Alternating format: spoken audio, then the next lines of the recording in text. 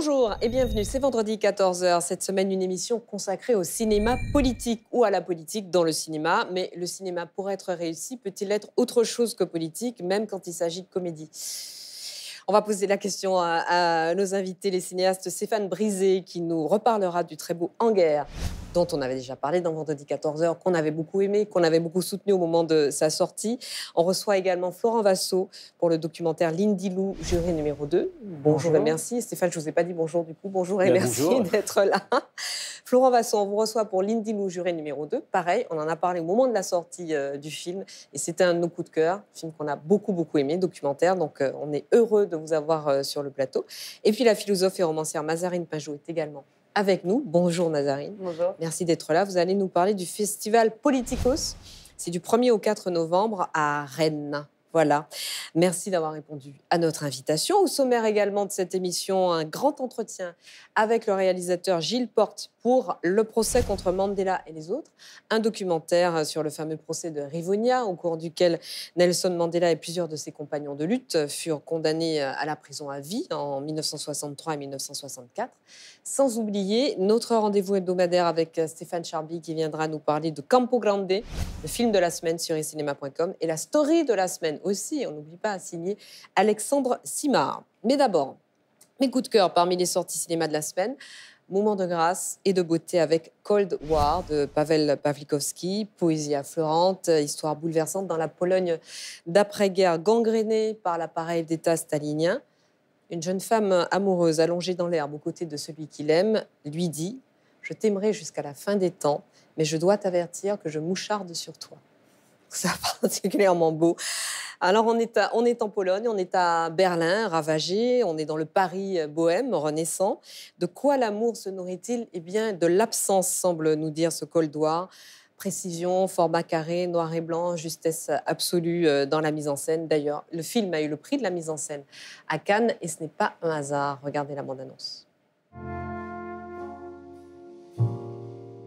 Dwa serduszka, 4 oczy.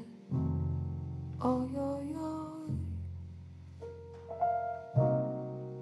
Co płakały we dnie w nocy. Oj, oj, oj.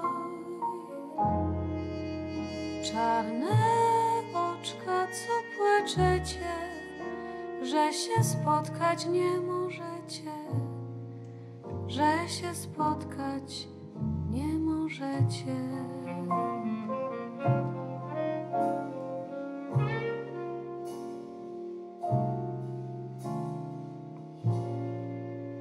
Mnie matula zakazała, oj, oj, oj, żebym chłopca nie kochała, oj, oj, oj. A ja chłopca chaps za szyję, będę kochać póki żyję, będę kochać póki żyję.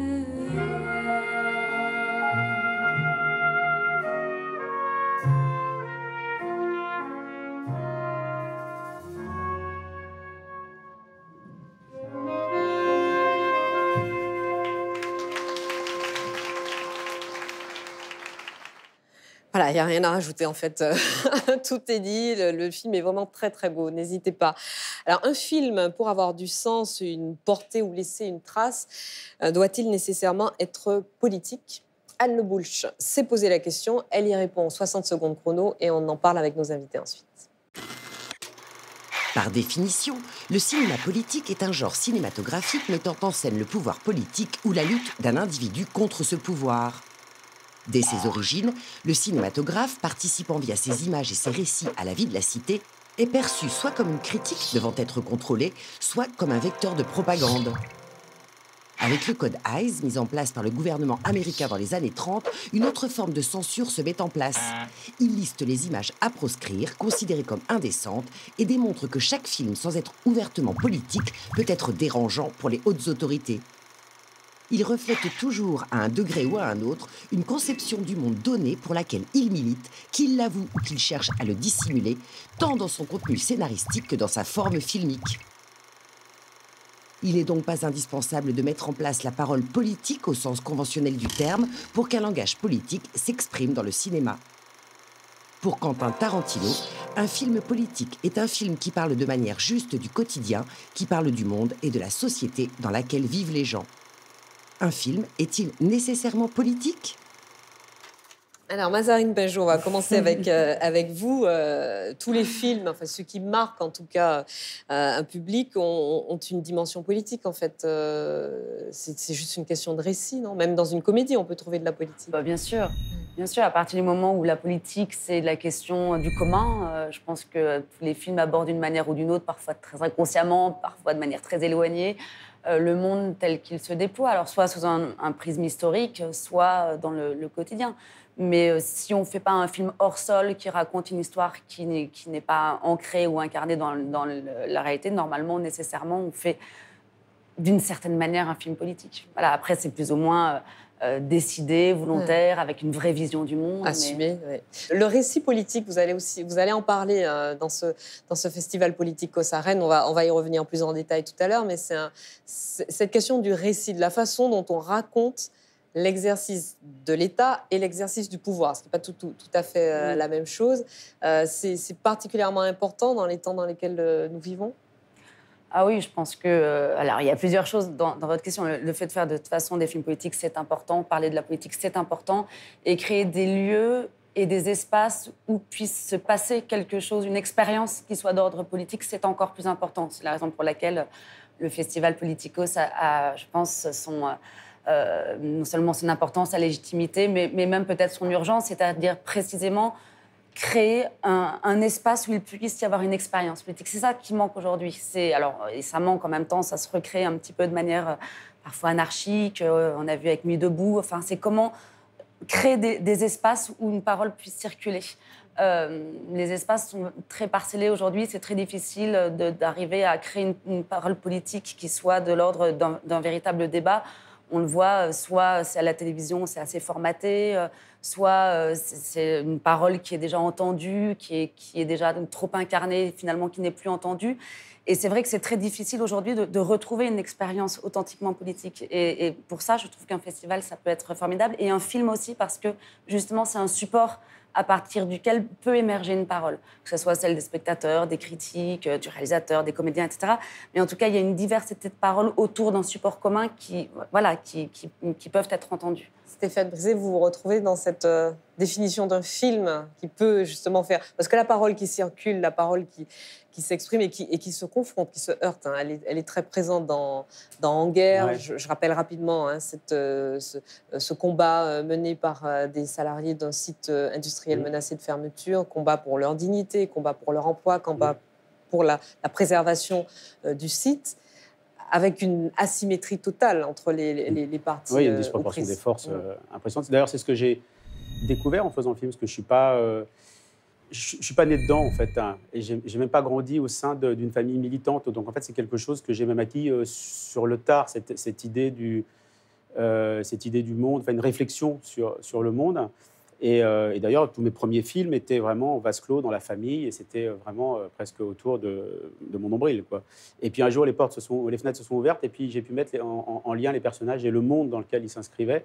Et à ce moment-là, effectivement, je trouvais ça passionnant, quoi. Et je me disais, enfin, je le fais, parce que j'étais fasciné par la manière dont Ken Loach arrive, depuis le départ, en fait, à mettre ces personnages, leur quotidien, en lien avec le monde dans lequel ils évoluent. Et ça, je trouve ça extraordinaire. Donc, c'est ce que j'essaye de travailler comme matière. Puis il y a un choix avec En guerre qui est peut-être encore plus marqué que dans vos précédents films, singulièrement dans la loi du marché, c'est qu'on est à la fois, on a l'impression que vous faites à la fois un travail de cinéaste, de documentariste et de reporter, parce que c'est un vrai film de cinéma. En même temps, j'ai la sensation de regarder un documentaire, et dans le même temps, je me dis, c'est le meilleur reportage que j'ai jamais vu et c'est la journaliste qui me parle. Reportage voilà, sur la question sur ces questions-là, c'est-à-dire où tous les points de vue sont exprimés et sont mis en relief les uns par rapport aux autres. Moi, ce qui était important dans le film, c'était, comme je mettais en scène, effectivement, je suis les salariés. Le personnage principal, c'est joué par Vincent Lindon, c'est un salarié d'entreprise. Mais il va être confronté au cadre de l'entreprise, et même au PDG de l'entreprise, et aussi aux politiques.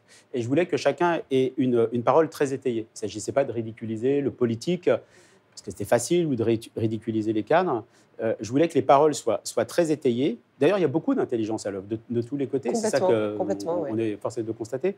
Et ensuite, le spectateur, il se dit, est-ce que quand tout ça est posé l'un à côté de l'autre, on n'est pas dans un monde de fous, quoi. Et je le pense, qu'une entreprise, l'entreprise que je mets en scène, qu'on ferme alors qu'elle fait des bénéfices, rien que la formulation de la phrase, en elle-même, c'est une hérésie, quoi. Oui. Tout à fait. Alors, on va regarder la bande-annonce d'Enguerre et ensuite je vous ferai réagir, Florent Vassaux, parce que vous avez vu le film et que vous l'avez aimé. On redécouvre cette bande-annonce du film Enguerre. Monsieur Bandery, vous étiez engagé à protéger notre emploi, pas 1 an, pas 2 ans, pas 3 ans, pas 4 ans, au moins 5 ans. Est-ce que vous tenez votre parole, vous? Oui, le groupe, il a tenu ses promesses On d'investissement. ne demande pas votre pitié, on demande juste que vous respectiez votre parole. Ou vous tenez votre parole et on reprend le travail, ou vous ne tenez pas l'accord que vous avez passé et on continue à bloquer la production et le stock. Ouais, voilà. Écoutez, Non, mais c'est sans appel. La justice, aujourd'hui, est là pour dire non à la fermeture de l'entreprise. Dans la Constitution est inscrit la liberté d'entreprendre. La liberté d'entreprendre veut dire qu'un patron peut ouvrir et fermer une entreprise. Une entreprise qui a fait 17 millions d'euros de bénéfices. Ça veut dire qu'on a un PDG qui a dit à un ministre « Allez vous faire foutre, moi je fais ce que je veux ». Ça n'est jamais assez. On ne leur fait jamais gagner assez d'argent. Qu'est-ce qu'on devient dans cette histoire? Qu'est-ce que deviennent les salariés? On sent personne dehors. C'est des familles entières, des enfants, des pères, des mères. Elle est où la parole? Je me bats pour un chèque qu'on va toucher à la fin de chaque mois. C'est pour ça qu'on doit se battre, tous ensemble. On n'a plus rien à perdre. Je vous demande de partir. C'est illégal. Entendez ce que je vous dis. On ne bougera pas. C'est fini. Elle est fermée, cette usine. On est en train de crever et on se fout sur la gueule. S'il n'y a pas de rencontre, un débouché qui reprend le dialogue, ça va vraiment dégénérer.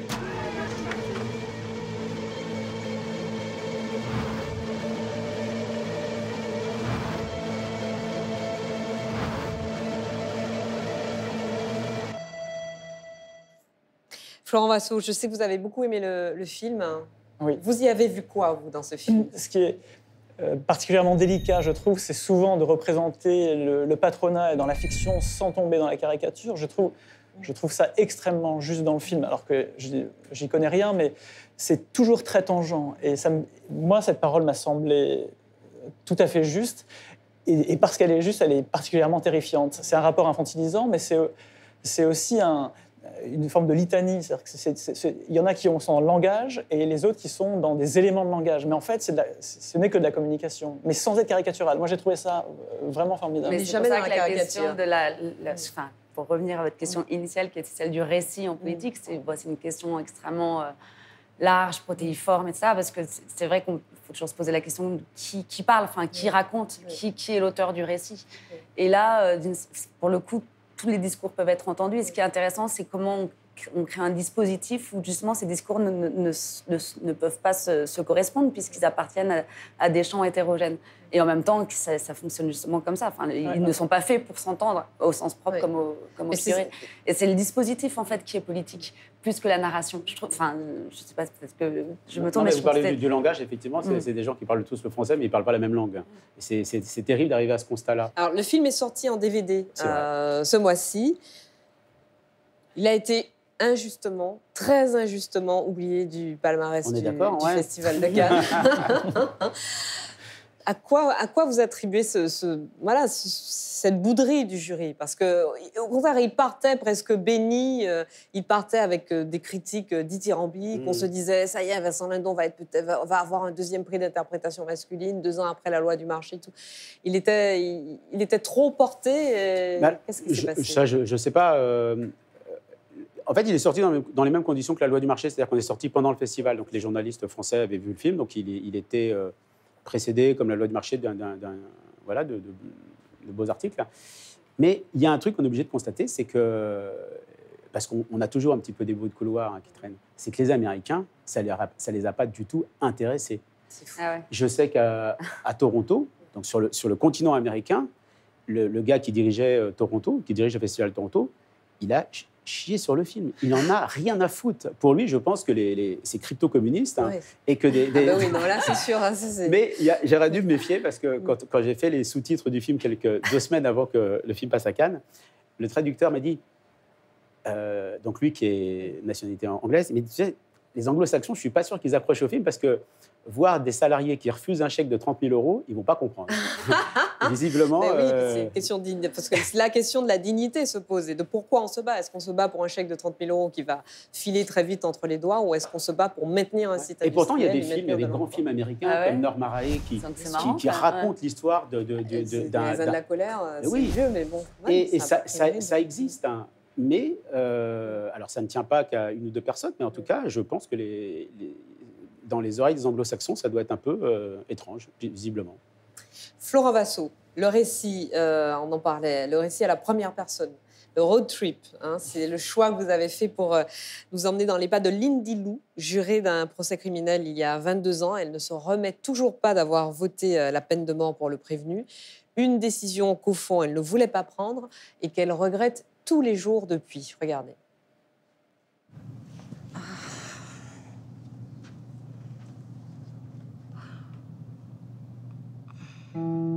We were not sitting here when he read the verdict. We were to stand in front of Judge Marcus. He polled each one of us and asked if we did indeed vote for the death penalty. And we just had to answer, yes, Your Honor. You know, I did.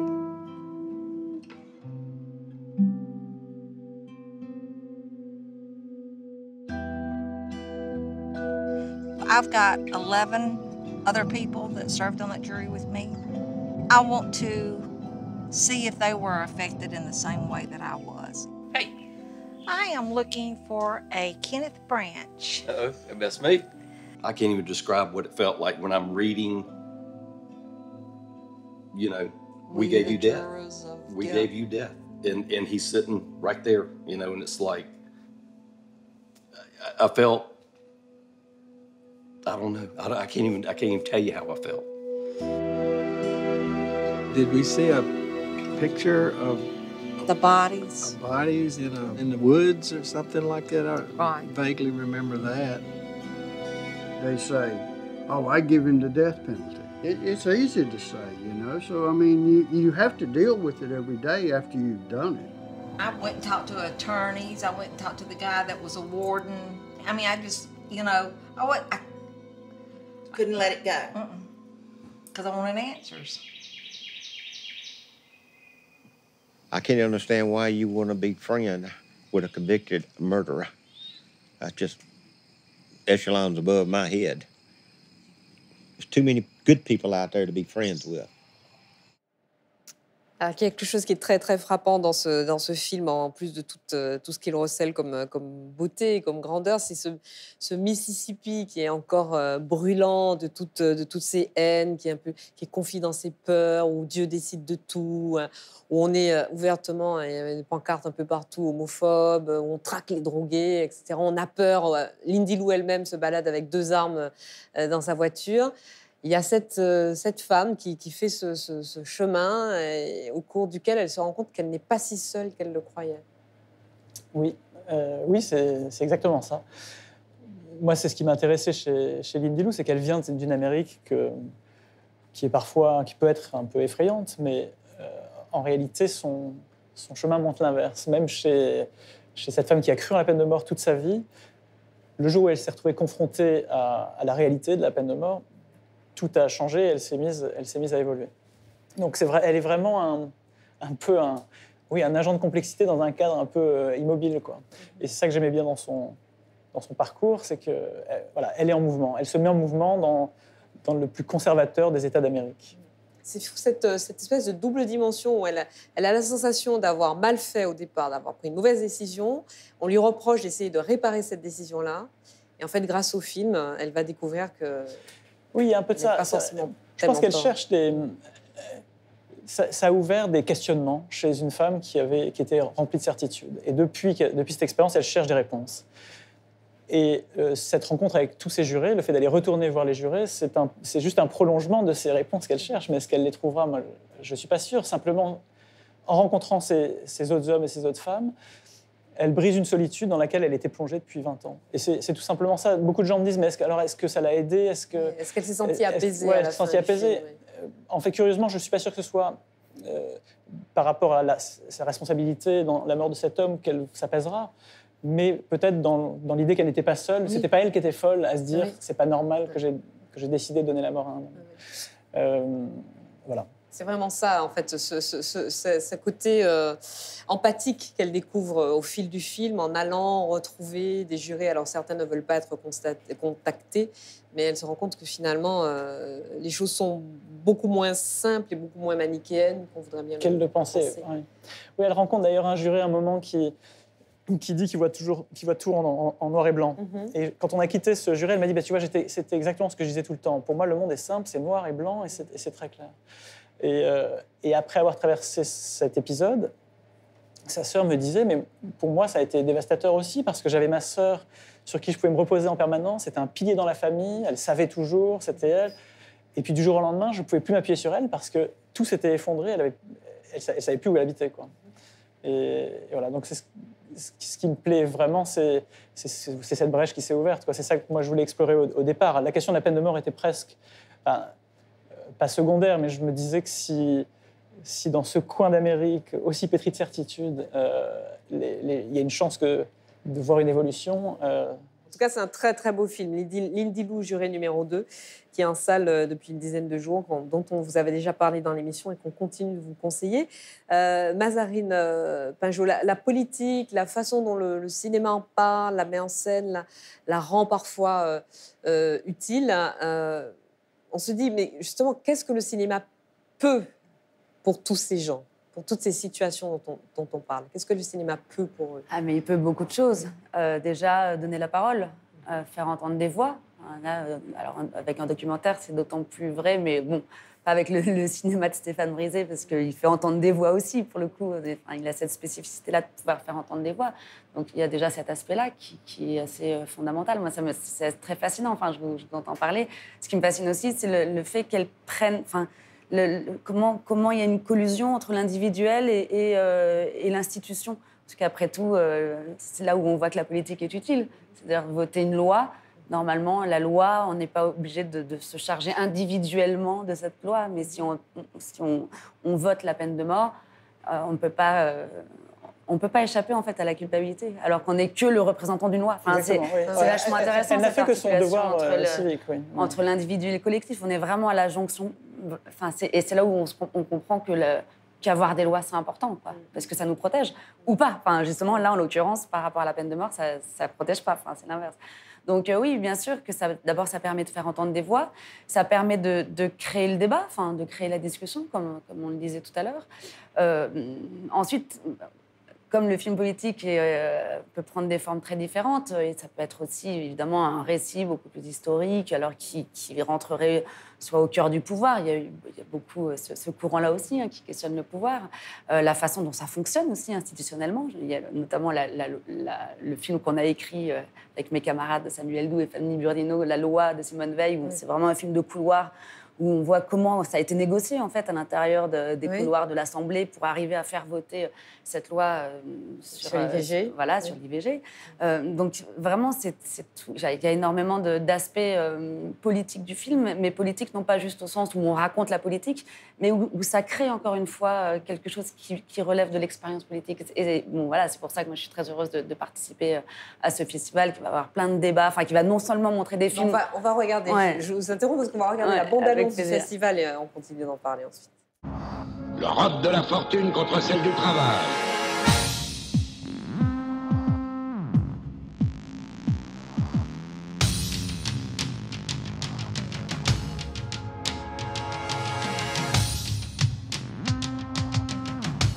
Voilà, alors il n'y aura pas que des projections de films, on l'a vu, il y aura des expos, des débats, plusieurs personnalités politiques, François Hollande, Manuel Valls, Xavier Bertrand, Élodie Roupeau, Pierre Jox seront là. Et vous participez notamment à une table ronde sur le récit en politique, justement. Oui. Voilà. On va voir comment ça va se passer, mais non, mais c'est sûr. Et puis, encore une fois, il y a plein de films, c'est-à-dire qu'il y a des documentaires, il y a de la fiction, il y a des séries. Donc, il y a différents formats. Il y a un prix qui sera remis par des étudiants aussi. Enfin, voilà, je trouve que les organisateurs ont bien fait les choses, parce qu'ils arrivent vraiment à mélanger les différentes générations. Donc, ça se passe à Rennes. Premier au 4 novembre. Stéphane Brisé. Qui est donc rennais. Très sympa, une étudiante. Très mobilisée. Voilà. Donc voilà, c'est une belle initiative. C'est la première édition et j'espère que vous viendrez pour la prochaine. Tous les deux. Alors, En guerre de Stéphane Brisé, sorti en DVD depuis début octobre. Achetez-le, regardez-le, partagez-le, offrez-le. Grand film. Sinon, je me fâche.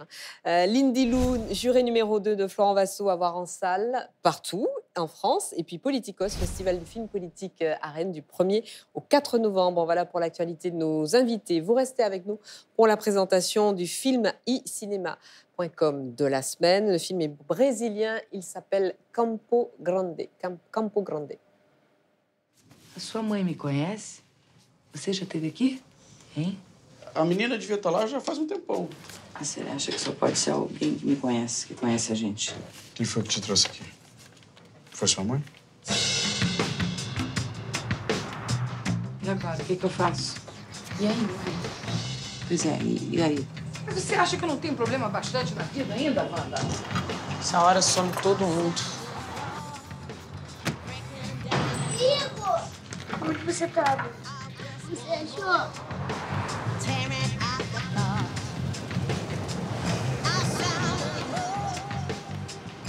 Nós vamos procurar a casa da sua avó hoje. Se a gente não achar, é daqui direto pro abrigo, tá entendendo? Corre! Igor, mãe! Faz alguma coisa! Eu vou voltar pro abrigo? Fala a verdade, Igor. Você não tem a menor ideia de onde a gente tá. Você tem certeza que não vai vir? Eu vou esperar minha mãe. Deixa de ser teimoso, menino. Você não quer que a sua mãe te ache?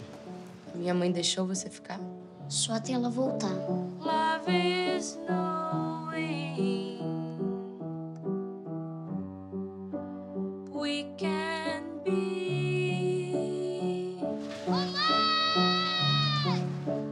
Love is free.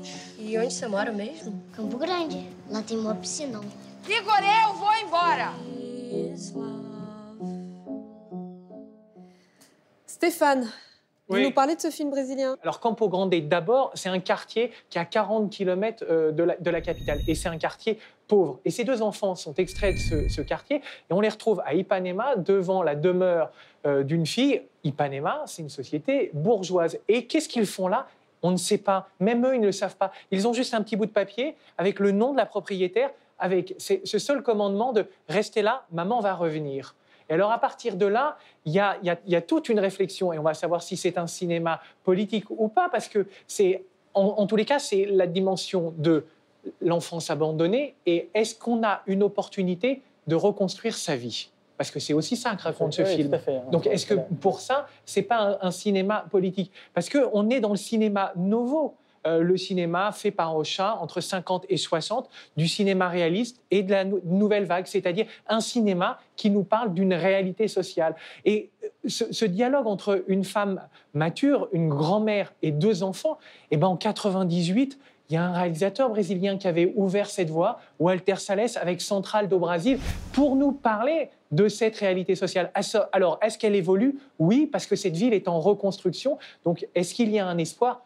On l'espère. Voilà. Je pense que le cinéma politique, s'il y a une question qu'on n'a pas soulevée, c'est ça, le questionnement. Je ne crois pas que quand on voit un film de Stéphane Brisé ou toute autre forme de cinéma politique, c'est de répondre à une question, mais d'apporter.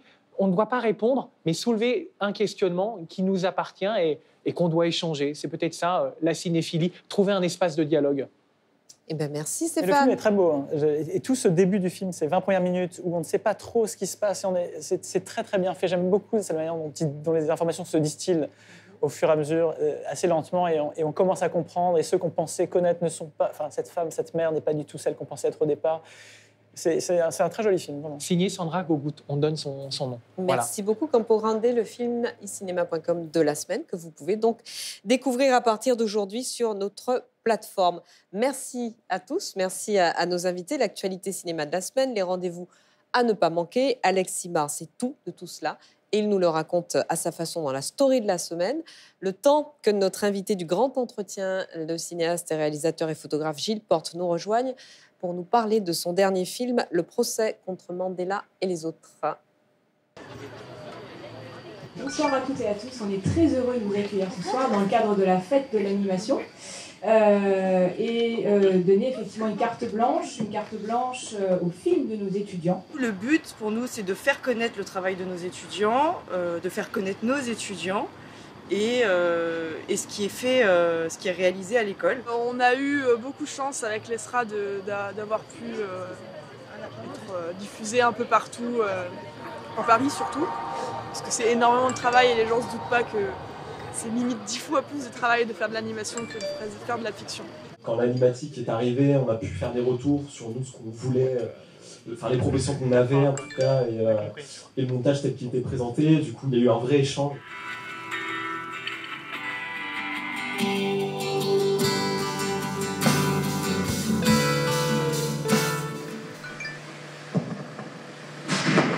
Il s'agissait d'une performance de gravure sur pellicule en direct. Alors, le principe de base, c'est de mettre dans un projecteur 16 mm une boucle de film noir 16 mm assez longue. Donc, j'avais deux boucles. Je travaillais avec deux projecteurs et de graver dans la partie de la boucle qui est temporairement à l'extérieur du projecteur. Ça, c'est un travail qui vient de présenter, qui est d'une énergie et d'une beauté folle.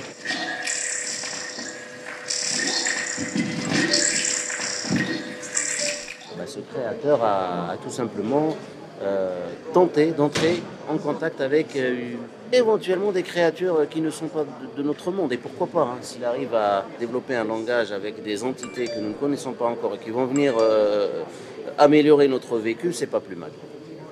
Yeah, I love that. I'm so busy. I don't have time for another Me person. too, I'm so busy. And summer's coming.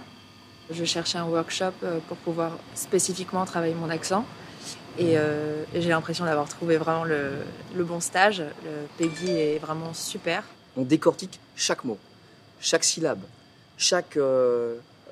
qu'est-ce que ça veut dire? Dans quel sens? Dans quelle direction on veut aller? Donc tout ça, c'est un combo, comme une salade de fruits. Et elle décortique chaque truc. Cleave. Think of cleave. Or cleave. Cleave. Cleave. Yes. On n'a pas beaucoup de casting étranger. Et là, justement, j'avais envie de me perfectionner pour pouvoir peut-être trouver un agent à Londres ou à Los Angeles, je ne sais pas. Afrique du Sud, 1963. Le pays est soumis au régime de l'apartheid, se réclamant du nazisme. La population y est divisée non seulement entre noirs et blancs, mais entre 7 catégories raciales, avec des critères assez fantasques qui font que 2 enfants nés du même père et de la même mère peuvent être classés dans des catégories raciales différentes.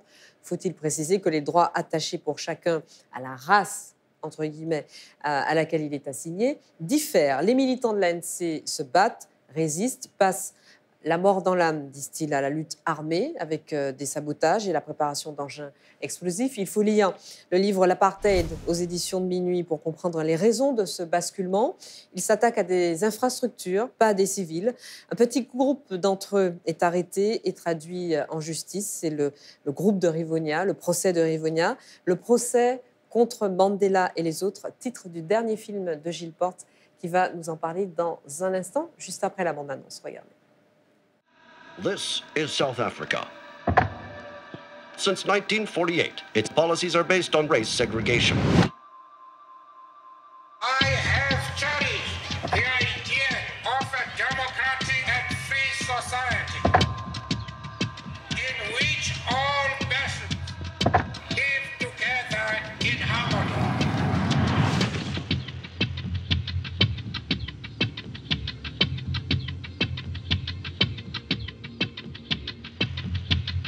It is an idea for which I am prepared to die.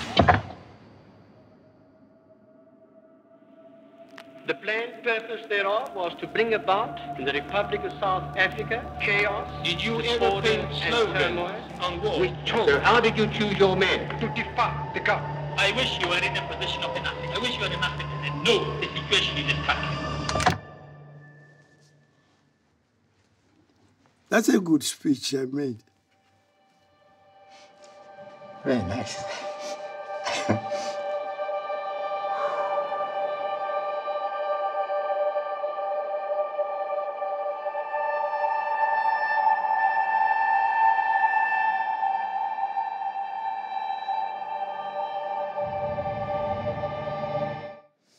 Alors Gilles Porte, en réalité, pour la précision, Mandela était déjà en prison au moment du procès dit de Rivonia, parce que c'est le groupe de Rivonia. Il avait été condamné pour avoir appelé des travailleurs africains à se mettre en grève en 1961, mais il n'était pas condamné à vie, il était condamné à une peine de prison de quelques années, mais considéré comme l'un des cerveaux de ce groupe de Rivonia. Il est extrait de sa cellule pour être jugé.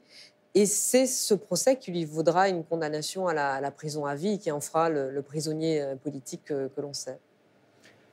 Vous avez petite précision, c'est un film que j'ai co-réalisé avec Nicolas Champeau. Absolument. Qui était un journaliste à RFI. J'y étais parce qu'il a arrêté de travailler pour RFI. Nicolas avait été le correspondant français à RFI il y a 10 ans. Il est resté 3 ans là-bas. Et c'est Nicolas que j'ai rencontré, qui m'a parlé de cette histoire, parce que je la connaissais mal. Je connaissais Mandela comme tout le monde. Et c'est vrai qu'il a rejoint les autres pour faire un procès exemplaire. Les Américains, qui étaient à la recherche du communisme en plein cœur de la guerre froide, ont donné les moyens aux Sud-Africains d'enregistrer ce procès, pas de le filmer, mais de l'enregistrer. Et c'est comme ça que les archives sonores ont été mises à jour il n'y a pas très longtemps par un ingénieur français qui avait pour mission de numériser, parce qu'on avait une technologie qu'ils n'avaient pas. Et c'est comme ça que ces sons sont arrivés en France. Et c'est comme ça que j'ai découvert, moi, les 9 mois de procès qui ont duré entre 63 et 64. 63 64, oui. 256 heures d'enregistrement. Et j'ai découvert que Mandela n'était pas tout seul, ce qui est une évidence quand on y pense. Vous le saviez, je crois. Moi, je ne le savais pas. J'ignorais qu'il y avait des Blancs dans la lutte. J'ignorais qu'il y avait des Juifs dans la lutte. Et beaucoup de femmes. Comme vous le dites, il n'y avait pas que Mandela, il y avait les autres accusés, dont Walter Sisulu, très connu en Afrique du Sud, beaucoup moins à l'extérieur. C'est l'autre géant de la lutte contre l'apartheid. Il y a même Georges Bizos, donc l'avocat de Mandela, qui dit que ça aurait dû être Walter Sisulu, qui aurait dû être président d'Afrique du Sud. Mais les accusés ensemble, y compris avec Walter Sisulu, ont choisi Mandela, parce que Mandela avait donc une quarantaine d'années à l'époque, il était avocat.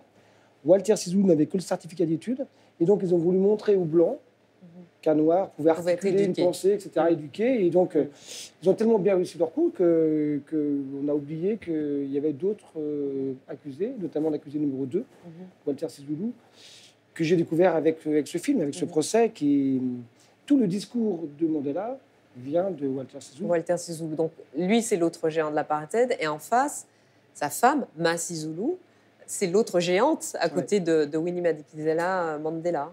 Ouais. Et ces femmes, d'ailleurs, quand on a arrêté leur mari, ont voulu un avocat. On cherchait des avocats. Donc, elles ont trouvé Georges Bizos, mais elles ont aussi trouvé d'autres avocats qu'on voit dans le film. Joël Joffé, qui s'apprêtait, lui, à partir en Australie, qui ne faisait pas plus de politique que ça. Elles ont supplié à Joël Joffé de venir défendre leur mari. Et Joël Joffé, qui devait partir en Australie, il devait partir sur un bateau en Australie avec ses enfants et sa famille. Toutes ses affaires étaient dans le bateau. Elle n'a pas pris le bateau et est restée pour défendre avec 4 autres avocats les femmes, enfin les accusés. Et les femmes et les enfants de ces accusés ont un rôle très important. C'était important pour vous de leur donner la parole parce qu'on ne sait pas qu'elles aussi, eux aussi, les enfants étaient persécutés par le régime. Oui, et c'est pour ça qu'on a appelé le procès le titre du film, le procès contre Nelson Mandela et les autres. Le titre en anglais, c'est The States Against Nelson Mandela and the Others. C'est le titre du procès. Absolument. Et on a failli avec Nicolas appeler le film Les Autres. Et les autres, les enfants font partie des autres. C'est-à-dire qu'on oublie qu'il y a des dégâts collatéraux. Mandela est resté 27 ans en prison, les autres 26 ans, plus d'un quart de siècle. Et évidemment, ça a des conséquences. Et on voulait rencontrer les enfants. On a rencontré Max Sisulu. On a même rencontré les enfants de Max Sisulu qui ont vu leur grand-père, qui ont même entendu leur grand-père comme jamais ils l'avaient entendu. Et puis, vous avez vu dans le film aussi, on a rencontré le fils du procureur. Ça, c'était pas prévu.